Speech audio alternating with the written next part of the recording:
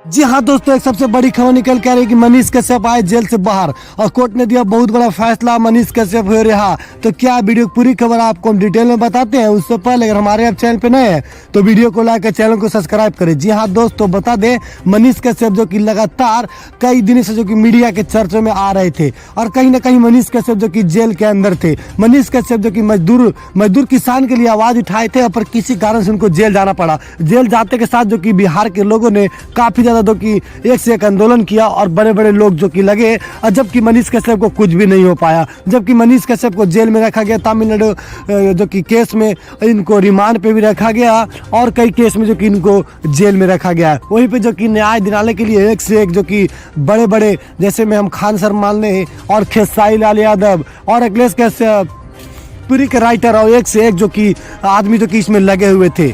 और कहीं ना कहीं अखिलेश यादव जो कि यूपी के मुख्यमंत्री, पूर्व मुख्यमंत्री रह चुके हैं, ये भी इसमें लगे हुए थे। पर खान सर ने बताया जा रहा है कि खान सर कोई सा एक कानून अपनाकर और जो कि इनको बाहर ले आए हैं। जी हाँ दोस्तों, बता दें खान सर जो कि इसमें बहुत बड़ा हेल्प किया है ऐसा बताया जा रहा है, पर हमें ऐसा अभी तक कुछ मालूम नहीं चला है। ये यूट्यूब पे जो कि अफवाह फैलाया जा रहा है, जबकि अभी मनीष कश्यप शायद जेल में ही है।